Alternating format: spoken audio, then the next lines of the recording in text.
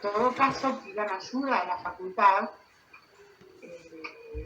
que tiene un servicio técnico directo de Mar del Plata, pero que ayuda cuando tengan alguna dificultad de este tipo, porque si no, no van a poder hacer los exámenes.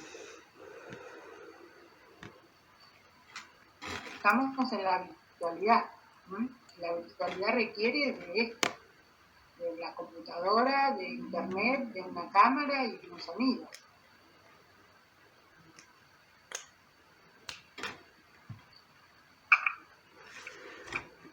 Bien. Habíamos empezado a hablar de supremacía constitucional. Con Fermín vieron poder constituyente originario, poder constituyente derivado o reformador. Nosotros vamos a volver sobre supremacía constitucional y control de constitucionalidad de las leyes. Todos estos son temas importantísimos, básicos del derecho constitucional.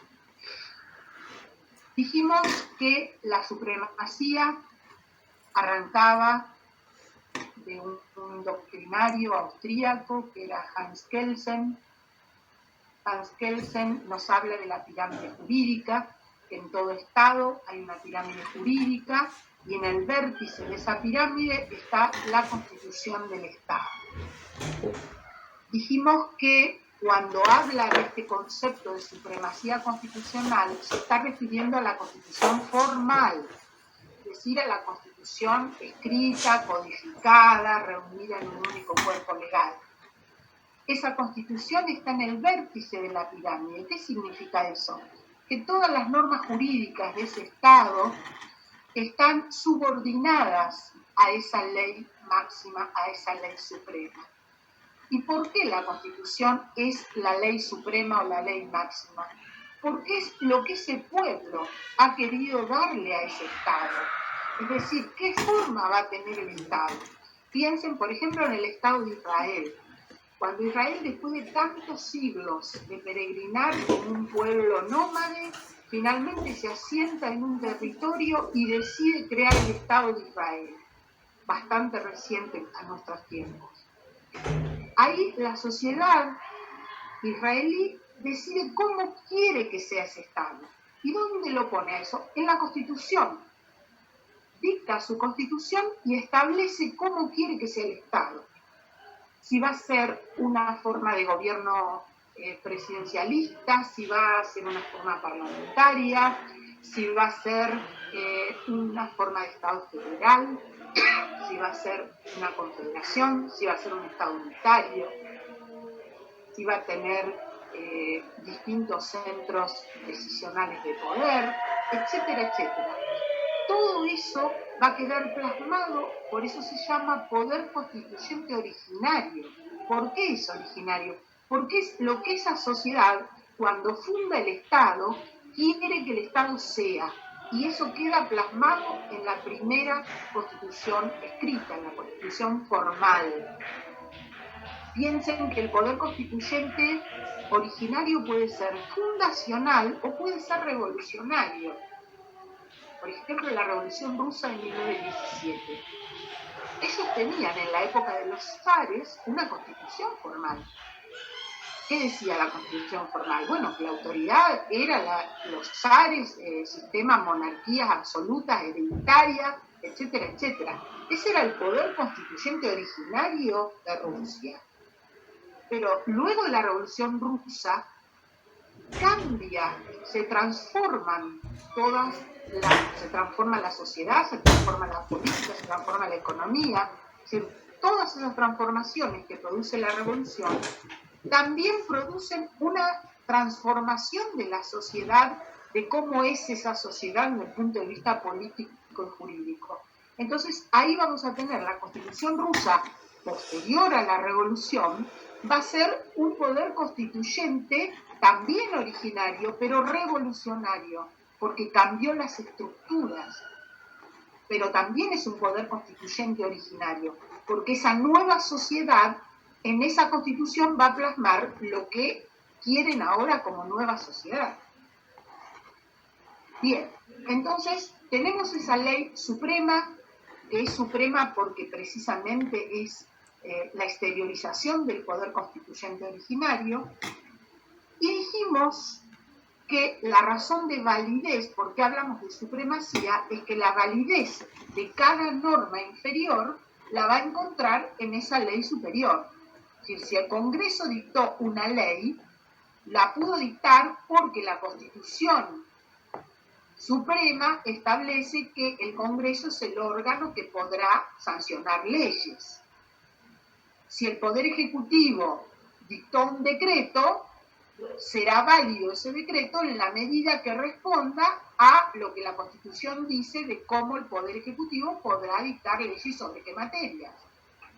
Digamos que cada norma inferior encuentra la razón de validez en la ley suprema.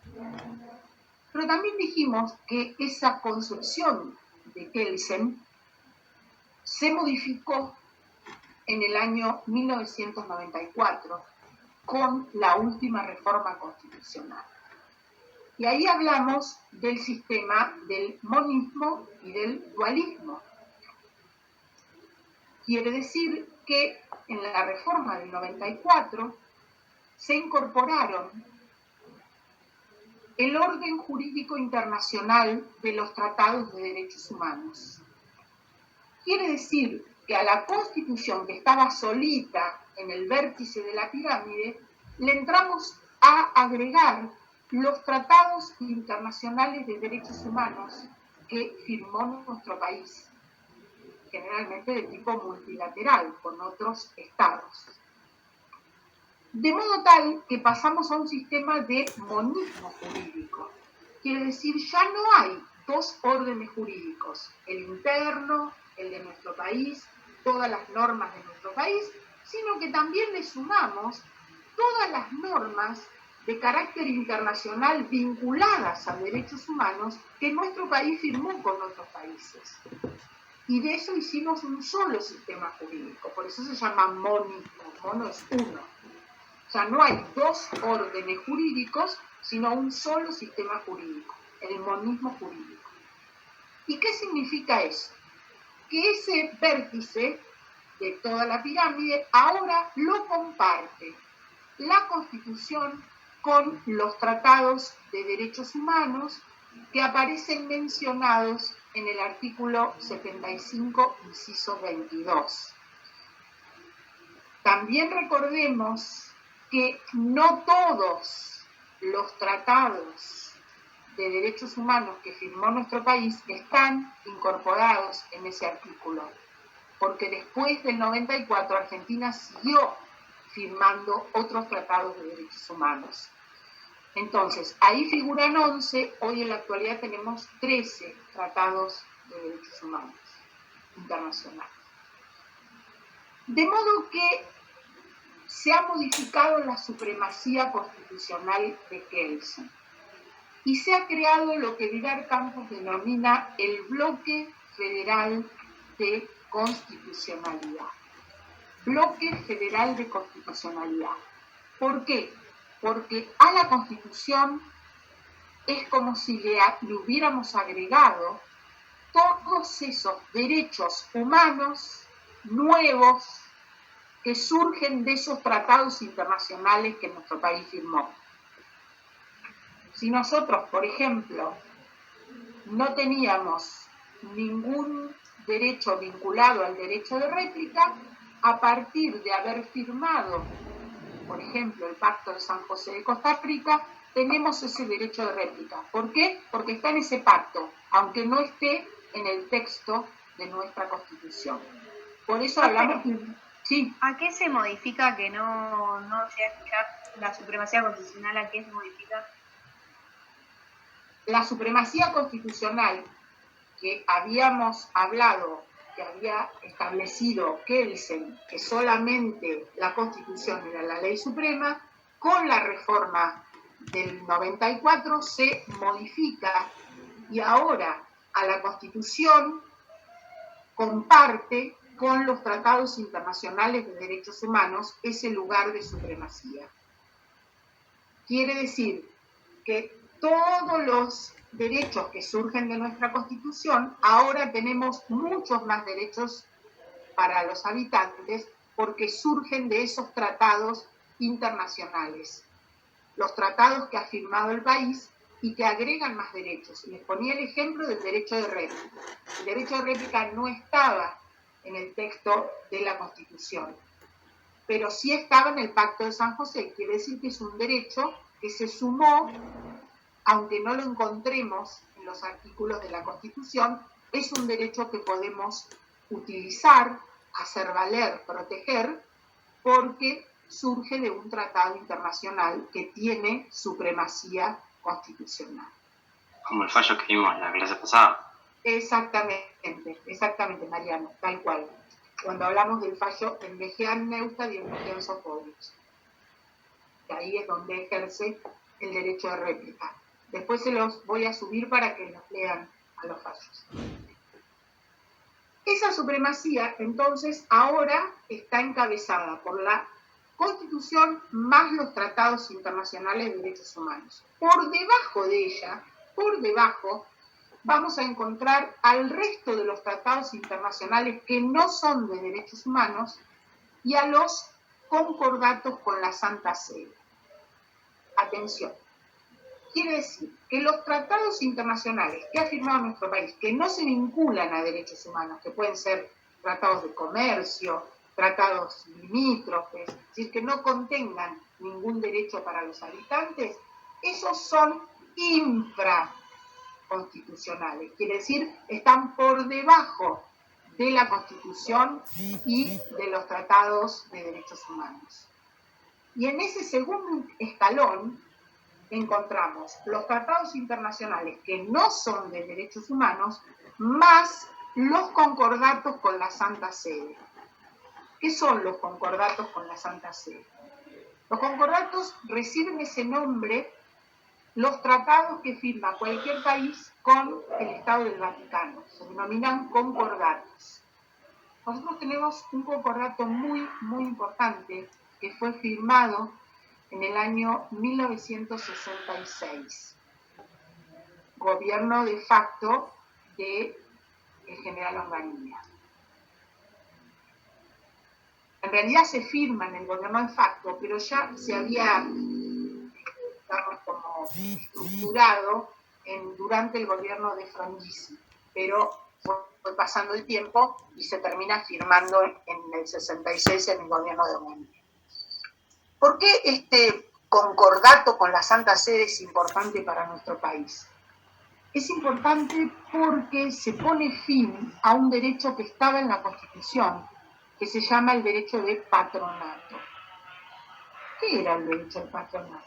El derecho del patronato era un derecho que lo habíamos heredado de los reyes de España y quedó así en nuestra Constitución, en donde en el Reino de España los reyes tenían la potestad de elegir a los obispos y arzobispos para su país.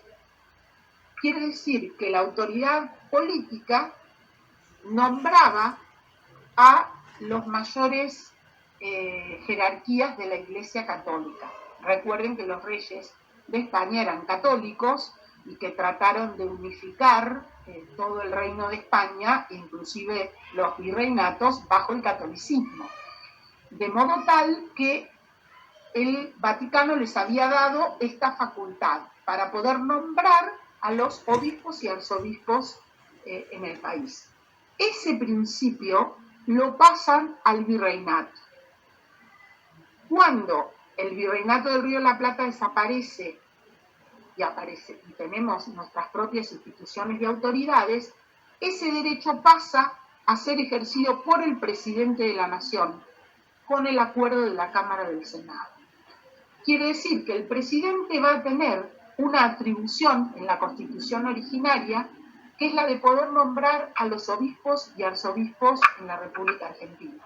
Fíjense, una atribución de tipo religioso, que está vinculado, sin lugar a dudas, al artículo 2. Es decir, si el gobierno sostiene el culto católico apostólico romano, esta norma también estaba integrada con ese principio. Si es la religión dominante, si el presidente y el vicepresidente tenían que ser católicos bautizados, lo lógico también era lógico que pudieran nombrar a los obispos y arzobispos en el país. Por supuesto, esto se fue,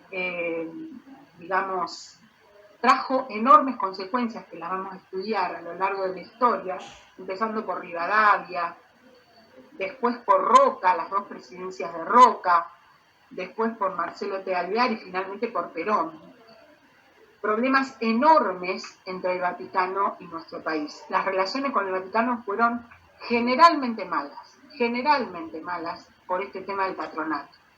Ya lo vamos a estudiar puntualmente. Bueno, Rivadavia rompió relaciones con el Vaticano, Roca en la primera presidencia también, precisamente, Marcelo T. Alvear con el nombramiento de Monseñor D'Andrea tuvo un enorme problema con el Vaticano, porque lo creían como un cura tercermundista y no lo querían en el Vaticano. Bueno, se rompieron nuevamente relaciones y con Perón se terminaron de romper absolutamente, donde Perón prácticamente, si bien no está comprobado en la historia que fue excomulgado, pero se supone que fue excomulgado y que después se lo volvieron a dar para que volviera cuando regresa a la Argentina a la década de 70.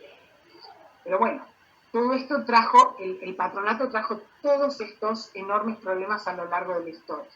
Entonces, en 1966, como les dije antes, ya empieza a pergeñarse este convenio, en la época de Frondizi, se decide poner fin a este derecho de patronato que tantos problemas a lo largo de la historia había traído. Y se firma en 1966 este concordato con la Santa Sede, que pone fin al patronato. ¿Qué significa? Que a partir del 66 ningún presidente tendrá que nombrar más a los obispos y a los arzobispos, que esa es una función específica del Vaticano y del Papa en particular, de modo tal que se suprime el patronato de la Argentina. Ahora bien, este concordato es importantísimo, pero la Constitución no se había reformado. Quiere decir que ahí tenemos un caso de las llamadas mutaciones constitucionales, porque tenemos una Constitución formal que todavía sigue hablando del derecho de patronato, de esa facultad que tiene el presidente con la Cámara de 2/3 del Senado para nombrar obispos y arzobispos, y por otro lado tenemos un concordato firmado entre Argentina y el Estado del Vaticano que se pone fin al patronato. Tendremos que esperar hasta 1994, fíjense, 1966 es el concordato, hasta 1994 para que finalmente se saque esos artículos de la Constitución. Pero ese es un concordato fundamental para la Argentina, no ha habido otro de tanta trascendencia, justamente porque pone fin a esta facultad de una autoridad política entremezclada con un tema religioso. Y que en cierta manera empieza a a separar las aguas. Fíjense que después con la reforma del 94 también se saca la obligatoriedad de que el presidente y el vice pertenezcan a la religión católica apostólica romana. Digamos que de a poco se van separando las aguas de esa relación tan fluida que tenía la Iglesia Católica con nuestro país en la época de sanción de la Constitución originaria. Con lo cual se piensa que en una futura reforma constitucional hasta es posible que uno de los temas que se toque sea el artículo 2, es decir, que desaparezca la religión católica como religión dominante y sostenida por el gobierno, precisamente porque se han ido suprimiendo todos estos artículos que estaban relacionados con precisamente la relación Iglesia-Estado, entre ellos sí. ¿No se milita hoy en día eso, la separación del Estado con la Iglesia actualmente? No sé qué dijiste. Se está militando por parte de movimientos. de la sociedad. Sí, claramente, sí. Fíjense que, por ejemplo, para haber suprimido el requisito de pertenecer a la religión católica, el presidente, ahí hubo una gran presión política, ustedes que están viendo en político los grupos de presión, los factores de poder, bueno, de las iglesias evangélicas, por ejemplo. Las iglesias evangélicas planteaban que eso era violatorio del principio de libertad de cultos, que se exigiera que el presidente y vicepresidente tuvieran que pertenecer a la religión católica. Hicieron tanto lobby que finalmente en el Pacto de Olivos, como consecuencia del Pacto de Olivos, en la reforma del 94, se suprimió ese requisito para ser presidente, permitiendo que hoy pueda ser alguien que es ateo o que tenga cualquier religión, ¿verdad? Y también se modificó la jura del presidente, que antes debía jurar por los santos evangelios, se suprimió, cada cual jura por lo que quiere. Sí, sin lugar a dudas que hay toda una presión, pero también está la presión por el otro lado de la Iglesia Católica para que esto se mantenga. Porque ustedes piensen que el sostener el culto católico no es solo sostenerlo como religión dominante o predominante, es sostenerlo económicamente. Es decir, los colegios católicos que tienen y las universidades católicas que tienen una subvención, los sueldos de los docentes, las instituciones del catolicismo que están exentas de pagar gran parte de los impuestos, digamos que implica un sostenimiento económico que va a ser resistido, sin lugar a dudas. No solo resistirlo de lo que ha significado para la Grey católica que sea la religión dominante, sino también la resistencia desde lo económico. Pero sí, están siempre, hay una pugna y hay toda una militancia en ese sentido. Bien, entonces, volviendo a la pirámide jurídica, tenemos en el vértice Constitución más tratados internacionales de derechos humanos, en el segundo escalón de la pirámide, tratados internacionales que no son de derechos humanos, más concordatos con la Santa Sede. Y por debajo de ellos recién vienen las leyes de la nación. Quiere decir que las leyes que dicta el Congreso de la Nación en nuestro país son infraconstitucionales, pero a la vez están por debajo de los tratados internacionales, tanto de los tratados internacionales de derechos humanos como de los tratados internacionales que no son de derechos humanos. Esto significa que el Congreso no podría dictar una ley que se oponga o que vulnere alguna cláusula de algún tratado internacional que haya fijado nuestro país. Fíjense nuevamente la importancia del orden jurídico internacional.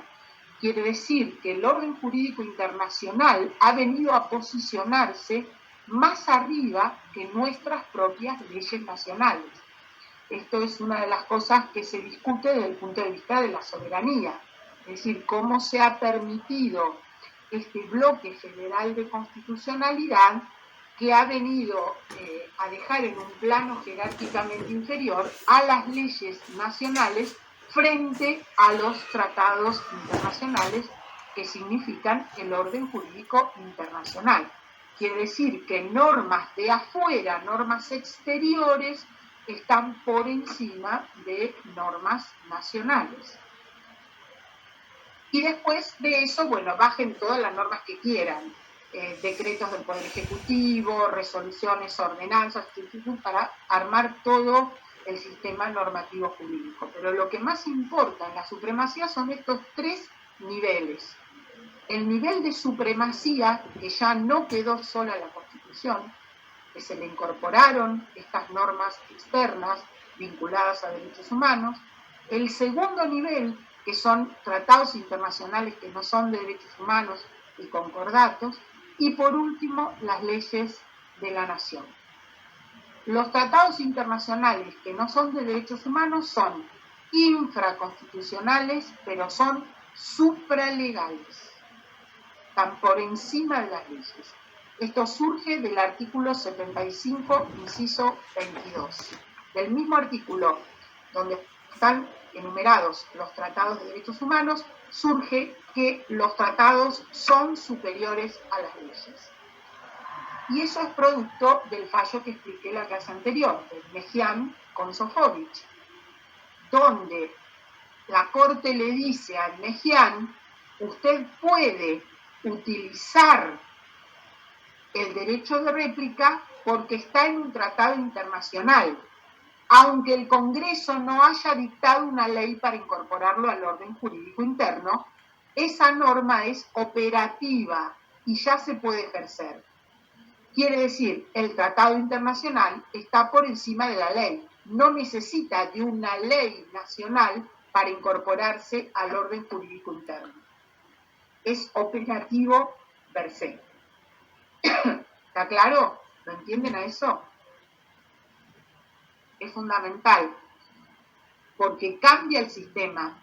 Nuestro sistema anterior, cuando Argentina firmaba un tratado internacional, para que esas normas pudieran hacerse valer en la República Argentina, requería que el Congreso después dictara una ley para incorporar ese tratado al orden jurídico interno. Es decir, terminaba siendo una ley nacional el tratado, porque le daba la jerarquía de una ley. Argentina firmaba un tratado con Brasil, por ejemplo. Todos los derechos que surgían de ese tratado no se podían hacer valer hasta tanto el Congreso argentino no dictara una ley que incorporara todos esos derechos que emanaban del tratado. Por eso el sistema era de dualismo jurídico, eran dos órdenes jurídicos diferentes.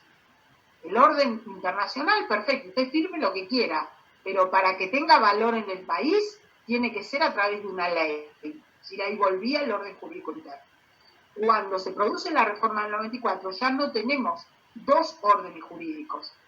Incorporamos directamente el orden jurídico internacional a nuestro orden jurídico, es uno solo.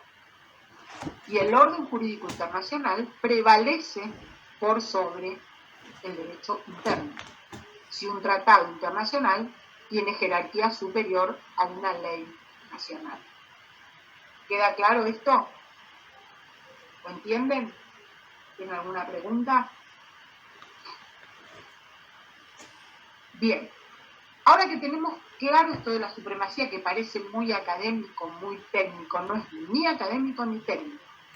Lo vivimos todos los días, ya van a ver por qué. Es importante que lo tengamos claro, que lo entendamos, para poder saber cómo podemos hacerlo valer en la práctica. Y es la segunda parte de la supremacía. Es lo que se denomina el control de constitucionalidad de las leyes. ¿Por qué es importante hablar de supremacía constitucional? Porque cada vez que tengamos una norma jurídica que nos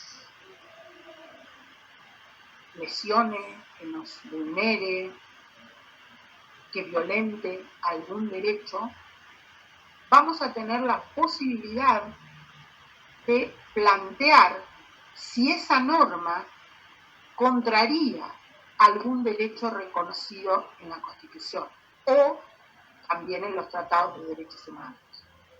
Quiere decir, la supremacía nos va a permitir analizar cada norma jurídica inferior a la luz de los principios y de las cláusulas de la Constitución y de los tratados internacionales de derechos humanos. Por ejemplo, si el intendente de Tandil dicta un decreto mañana restringiendo la posibilidad de circular, la posibilidad de abrir los negocios, cualquier tipo de negocio. Ese decreto, una norma, imagínenselo en la pirámide, una norma ya chiquitita, dictada por un municipio, lo tengo que analizar a la luz de la supremacía. Es decir, a ver, todos los derechos que está restringiendo ese decreto, el derecho de tránsito, el derecho de comerciar, pongámosle esos dos derechos. ¿Dónde están en la Constitución? Este era el artículo 14. ¿Dónde están en los tratados internacionales de derechos humanos? Bueno, está en el artículo 13 del Pacto de San José de Costa Rica, está en el artículo tanto. Bueno, así vamos sumando. Perfecto.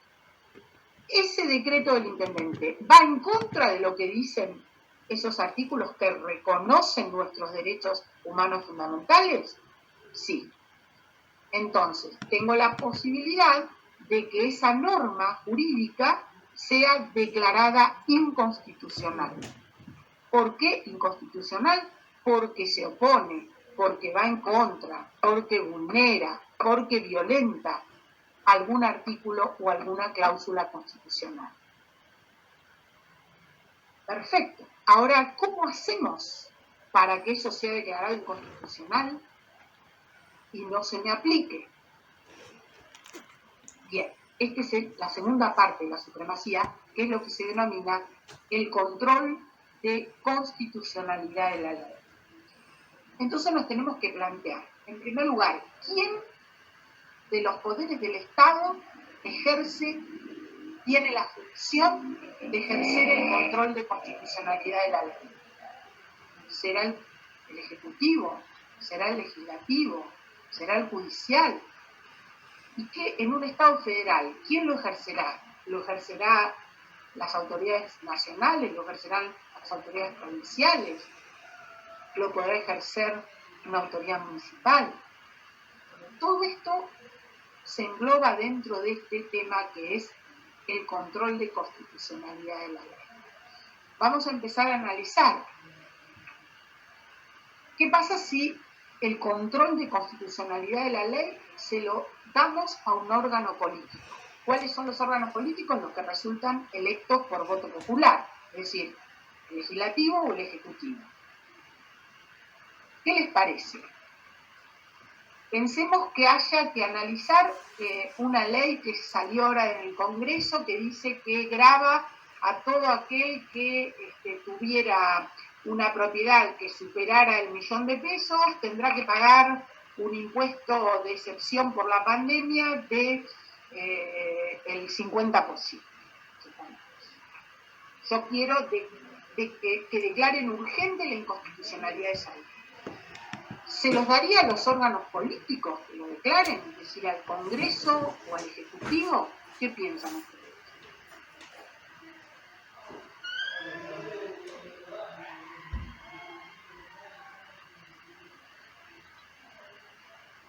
¿Serían órganos que estarían facultados para declarar la inconstitucionalidad de esa ley?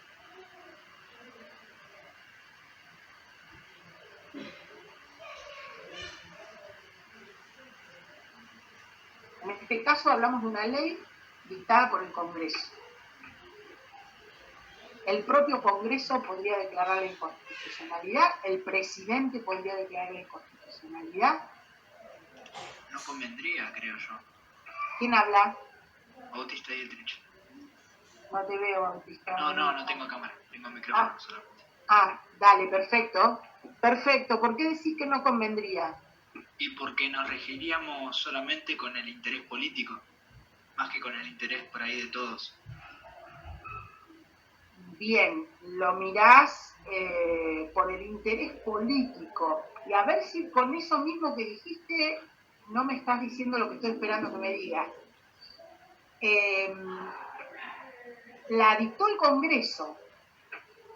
¿La puede revisar el propio Congreso? No sabría decir. ¿Pero qué te parece? Si vos dictaste una ley... Sí. No, porque vos no vas... Si vos la dictaste, vos querés eso como Congreso. Entonces no vas a plantear, ponerte a analizar si daña o no daña. Vos la dictaste. Hoy salió, se juntaron todos los diputados y senadores y sacaron esa ley. Entonces, los mismos que la sacaron, que la sancionaron, no van a mirar si es contrario o no a la Constitución, no les interesa. Hay un poco, por eso te decía, cuando vos hablabas del interés político, el interés político es en sacarle esa ley, sancionarla, no en mirar si esa ley es buena o es mala desde el punto de vista de la constitucionalidad. Evidentemente, los órganos políticos, sea el Ejecutivo o el Legislativo, no pueden ser órganos imparciales para juzgar la constitucionalidad o no de una norma, porque son los que la sancionan a la ley. El Legislativo porque sanciona la ley y el Ejecutivo porque siempre tiene que promulgar la ley que sancionó el Legislativo. Entonces, al promulgarla, si no la veta, directamente está de acuerdo con esa ley. Entonces, los órganos políticos no son órganos adecuados para ejercer el control de constitucionalidad de las leyes porque son los que intervienen en la sanción de la ley. Tiene que ser un órgano que esté afuera, que la mire de afuera la ley, para poder juzgarla. Ellos la sancionaron, entonces piensan que está bien. ¿Tiene que ver con nosotros, con los ciudadanos? Obviamente, porque hace a nuestros derechos, si están vulnerados o no nuestros derechos. Por eso, nosotros podemos estar en contra o a favor de esa ley, pero no sé si podemos hacer algo desde su punto de vista. ¿Sí? Esto es lo que pueden hacer, por eso estamos recorriendo el camino de lo que se puede hacer. Nosotros como individuos estamos en contra de esa ley, los dos ejemplos que les puse. Tanto ese decreto del intendente como esta ley que grava las propiedades por la pandemia de forma excepcional. Los individuos estamos en contra porque creemos que vulnera el derecho de propiedad, el derecho de circular, el derecho de ejercer el comercio, etcétera, etcétera. Están en la Constitución. Entonces, ¿cómo hacemos? Entonces estamos analizando cómo se hace, quién puede ejercer el control. Ya vimos que el llamado control político no lo puede ejercer ni el Poder Legislativo ni el Poder Ejecutivo porque son los que sancionaron la ley y los que la promulgan. Entonces intervinieron en la sanción de la ley. Entonces nunca van a declarar la ley inconstitucional. Y acá les agrego, ya te atiendo, Guillermina, acá les agrego otro dato. En los gobiernos totalitarios del nacionalsocialismo alemán, con el fascismo italiano, ellos ejercían el control de constitucionalidad de la ley, ergo ningún control. Imagínense al Duce o al Führer juzgando si la ley beneficiaba o no a los ciudadanos. Claramente inexistente. Sí, Guillermina, ahora sí. No, que iba a decir que es el Poder Judicial.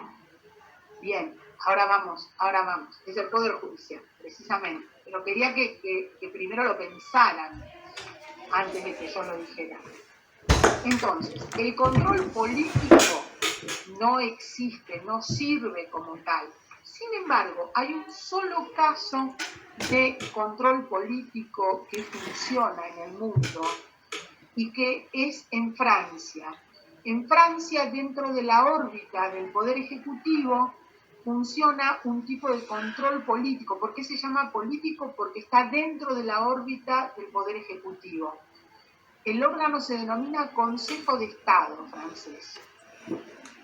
Ese órgano tiene nada más que la función de analizar, antes de que la ley entre en vigencia, es decir, cuando la sacó calentita el Parlamento, se la manda a este órgano, al Consejo de Estado francés, antes de que entre en vigencia y que sea obligatoria para los ciudadanos. Entonces, ¿qué hace este órgano? Directamente la analiza a la luz de la Constitución. Si esa norma está de acuerdo a los principios constitucionales, la norma entra en vigor. Si no está de acuerdo a los artículos que protegen y reconocen los derechos constitucionales, se la devuelve al Parlamento para que la modifique o para que dicte una nueva norma. Es el único caso donde funciona el llamado control político de constitucionalidad de las leyes, en el Consejo de Estado francés, y que tiene la característica de ser preventivo, es decir, antes de que la ley entre en vigencia. Cuando sale calentita del Parlamento, ahí se la mandan al Consejo de Estado y es el que realiza ese análisis de la supremacía constitucional. Cómo esa ley inferior se opone, vulnera, violenta alguna cláusula constitucional. Si es así, se la devuelve para que la modifique o dicte una nueva, y si no, le da el ok y esa ley entra en vigor. El resto del mundo ha adoptado lo que se llama el control jurisdiccional de constitucionalidad de la ley. Control jurisdiccional. ¿Qué significa el control jurisdiccional?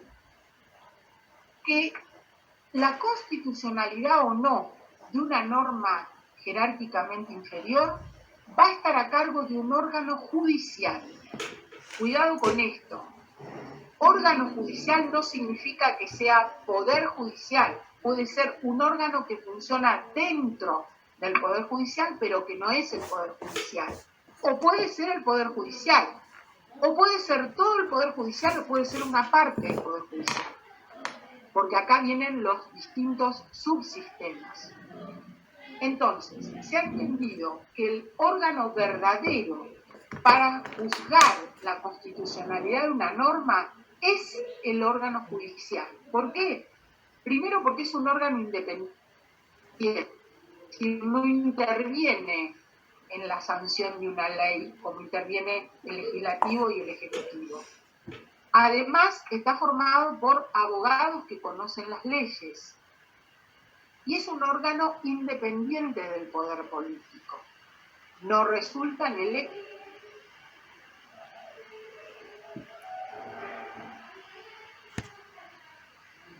Capacitado para efectuar este tipo de control.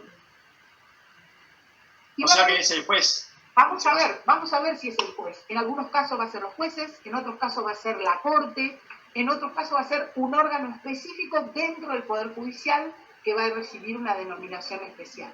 Por eso tenemos los distintos subsistemas. Lo que sí les tiene que quedar claro es que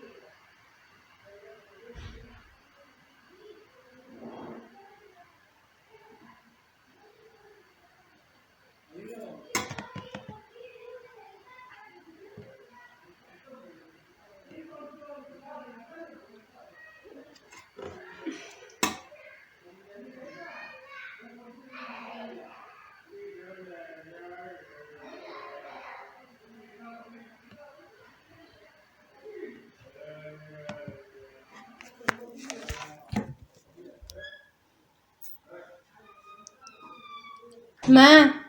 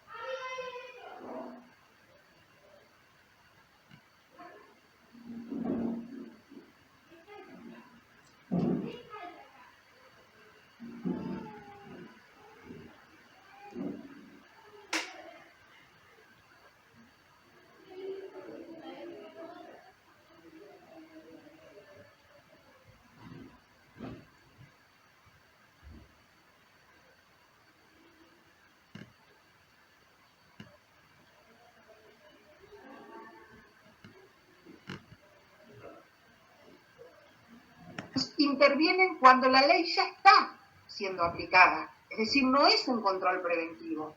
La ley está siendo aplicada, está dañando a miles de españoles. Pero hasta que el Tribunal Constitucional no se digne a tratarla respecto de su constitucionalidad, seguirá dañando a miles de españoles. Porque acá viene otra diferencia. No puedo yo como ciudadano plantear la inconstitucionalidad, llegar a ese tribunal y decirle, señores, analicen la ley tal porque es inconstitucional. No, solamente procede de oficio. Quiere decir que el tribunal decide analizarla por sí solo, no va a pedido de parte. Cuidado, esto pasa en España. En Alemania y en Italia sí se admite que pueda venir a pedido de los administrados. Se admiten las dos formas. En principio es de oficio. Quiere decir que es el tribunal el que se aboca a analizar tal o cual ley si contraría la Constitución. Excepcionalmente en Italia y en Alemania se admite que también pueda llegar por reclamo de los particulares. Pero siempre a posteriori, eso ténganlo en cuenta. Acá la ley, en este sistema jurisdiccional, la ley ya está siendo aplicada.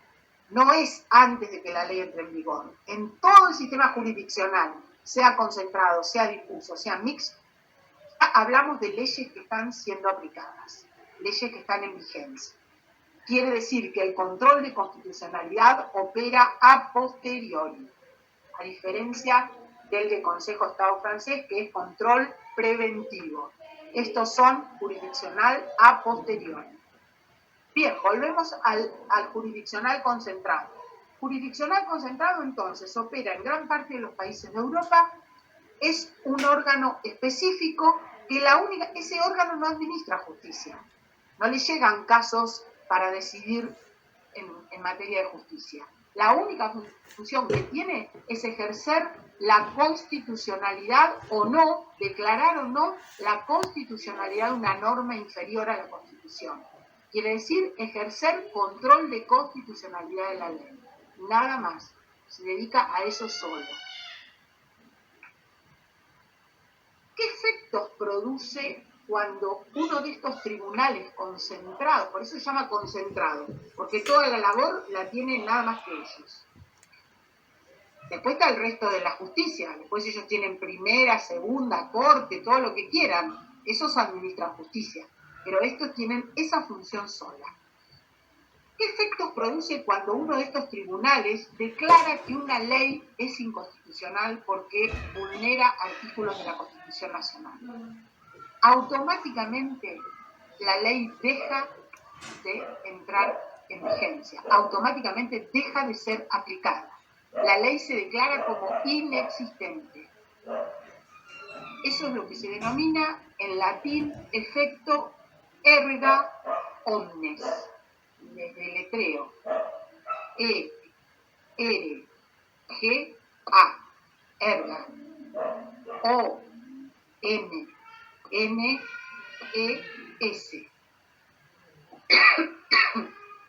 erga omnes.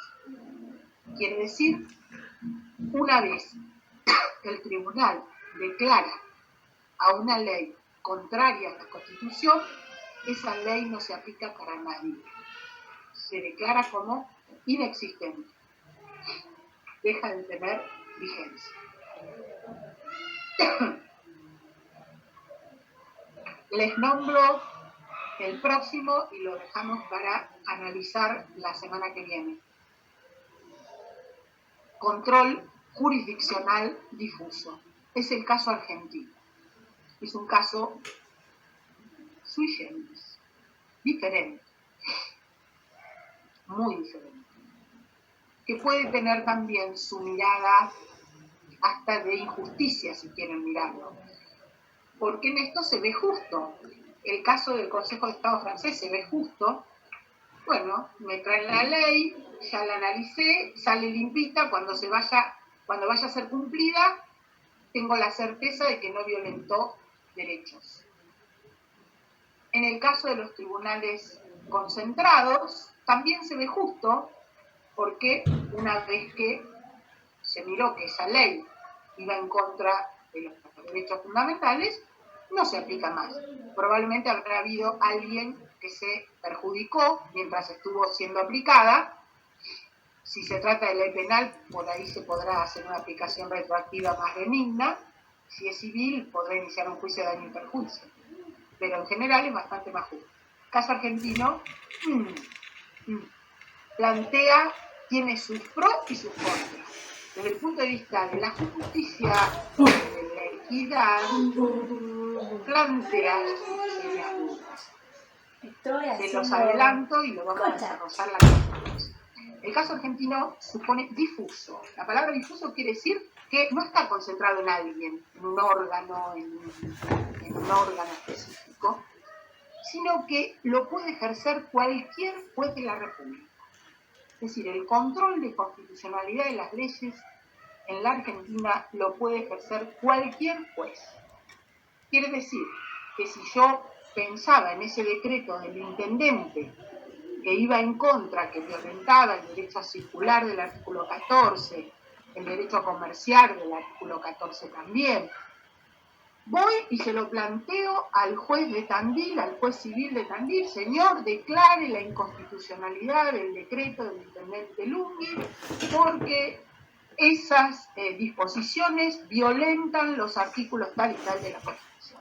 ¿Puede? Sí, señor. Cualquier juez de la República, de cualquier jerarquía, juez de primera instancia, juez de cámara, inclusive la Corte. Cualquier juez del país puede declarar la inconstitucionalidad. Por eso es difuso. Desde ese punto de vista es halagüeño, es positivo. Ahora, si ustedes lo miran, que así como cualquier juez lo puede declarar, puede haber posiciones encontradas a lo largo de un país tan extenso como el nuestro, de un Estado federal. Quiere decir que el juez de Tandil me va a decir: sí, señora, esa norma es inconstitucional, ese decreto no se le aplica. Pero puede ser que lo mismo hizo el intendente de Azul con un decreto igual al de Lunghi, y sin embargo el juez de Azul diga: no, para mí es perfectamente constitucional.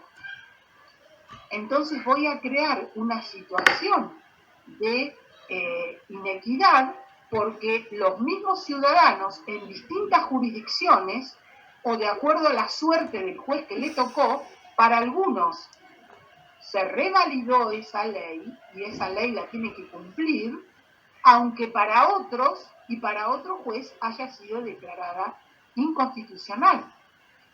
Y esto pasó con el corralito, y fue realmente muy justo, porque hubo personas a las que se le devolvieron los depósitos porque las causas cayeron en aquellos juzgados cuyos jueces entendieron que la ley de intangibilidad de los depósitos que había sancionado el Congreso era inconstitucional porque violentaba claramente el artículo 14 y el 17 de la Constitución, y hubieron aquellos jueces que dijeron que no, que era perfectamente constitucional, que no violentaba, porque dada la situación económico-financiera del país, no quedaba otra alternativa más que la retención de los depósitos en los bancos para sostener el sistema bancario. Entonces declararon que esas leyes eran constitucionales y a la gente no se les devolvió su depósito. Entonces se dan cuenta cómo un sistema que parece tan amplio y tan abierto, en determinado momento puede hasta resultar inequitativo, por cuanto vamos a encontrar distintas posiciones en los jueces que les toque intervenir. Algunos a favor de la inconstitucionalidad y otros no. Pero bueno, esto lo vamos a desarrollar en la clase que viene con mayor especificidad. Lo que sí, les voy a subir el fallo Marbury versus Madison, para que es el primer fallo de la Corte de los Estados Unidos, año 1803, para que lo vayan analizando y miren el video. Hay un video muy lindo en YouTube que está teatralizado. Primero lean el fallo si logran entender algo, porque es un fallo difícil, y después vayan a ver el video. El video les va a clarificar lo que no pudieron entender al leer el fallo. Traigan esa lectura y ese video ya analizado para poder entender. Yo voy a hacer la explicación del fallo. Este es el fallo, es el living case, en el cual living case o caso testigo, en el cual se toma por primera vez en el mundo occidental el sistema de control jurisdiccional de constitucionalidad de la ley. Es muy, muy interesante y es un fallo que tenemos que analizar. Así que yo se los voy a subir a la plataforma, si ustedes tienen interés ya lo pueden ir buscando, lo van a encontrar en todas partes, pero traten de ver el video porque está teatralizado, creo que el video dura 25 minutos, mírenlo el fin de semana, es una obrita de teatro, está muy bien hecha, y ahí va a surgir este sistema de control que lo heredamos de este fallo y de la Constitución norteamericana. Y seguimos la próxima clase. Bueno, muchas gracias por estar. Gracias, buenas tardes. Gracias, hasta luego. Chao. Adiós. Buenas tardes, adiós. Adiós. Salve para,